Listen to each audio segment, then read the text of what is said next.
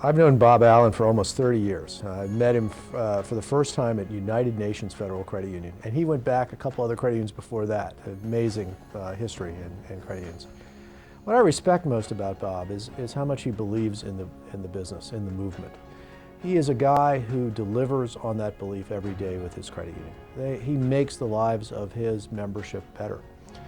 He has this great view of what credit unions should mean to the marketplace, what they should mean to the community, and he believes it in such a way that he delivers on it and he works his butt off to make it happen. Words I'd use to describe Bob as a person, the first word that comes to mind is ethical. Another would be intelligent, articulate. He's just an overall good and decent person who happens to be very, very competent and very good at what he does.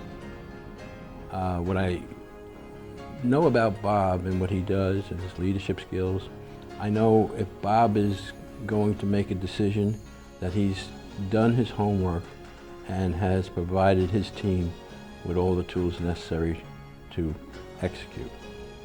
I think my dad has made a positive impact in the Long Island credit union movement. If you just take, for example, his credit union, when he started, a bit of time ago, it was under 300 million in assets, and now they're almost 5 billion. So he's really been able to expose Long Islanders to the credit union movement. He's been able to provide better services for them, whether it was someone getting a loan for their first home or a car, or just other avenues to savings. So I think that's been really a great thing for Long Island. Bob has meant quite a lot, actually, to Teachers Federal Credit Union. When he first came on, we were a credit union with savings and loan products and checking accounts.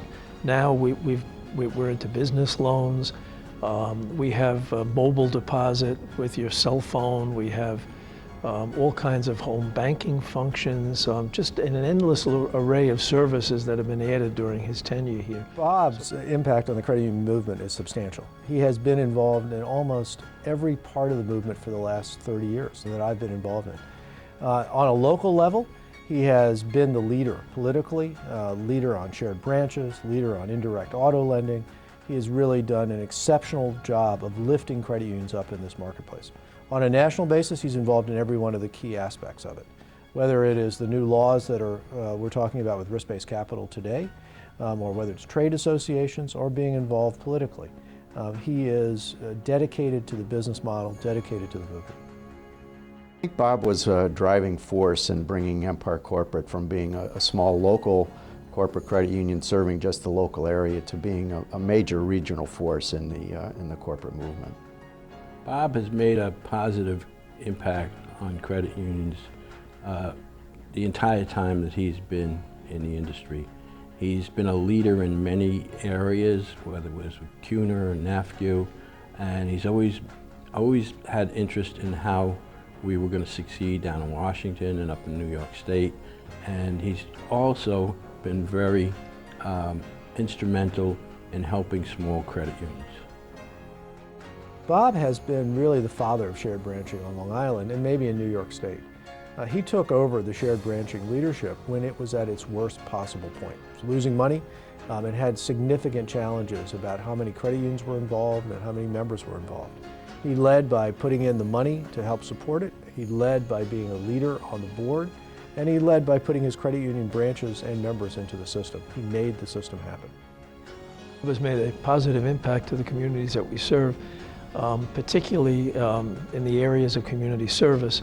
For example, he and the staff are involved in Habitat for Humanity, building houses and housing for poor folks and people with problems in that area. We've had blood drives. We have a farmer's market in our parking lot here at the main office.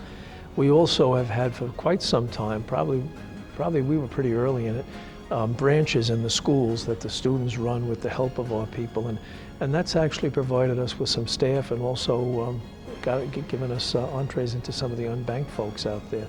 There are a few important lessons that my dad passed on to me about leading a credit union. Most importantly is taking care of your staff and your members. I guess in order to be successful, you really need to have a good staff. Also, analyzing some situations before you're making your decision. Sometimes waiting is better than making the rash decisions. He's also taught me the attributes of being a leader, and most importantly would be integrity. Words I would use to describe Bob as a person is a believer in our business. He is an incredible man about the concepts, the values, teamwork, collaboration that's in the credit union business model. He was a mentor to me. When I first became CEO in 2000, I went to Bob and talked to him about how to do this business on Long Island and what worked and what didn't.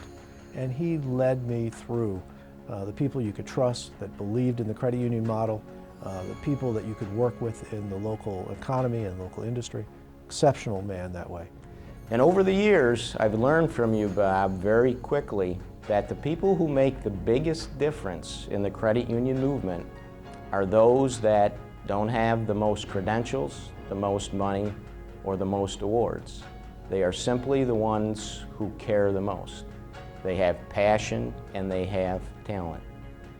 Your ability to check your passion every day over 40 years and never lose it, and the fact that you've used your talent to assess the future of shared branching, which started in 2000, and you invested 10 years in that to guide its development and its success to where it is today. And Bob, just like that Hall of Fame in Cooperstown, the Hall of Leaders only accepts the best of the best. Bob, on behalf of the Association's Board of Directors, congratulations on your induction into the Credit Union House Hall of Leaders. You now join a distinguished group of past inductees, including credit union leaders John Prumo, Frank Barish, and Michael Connery.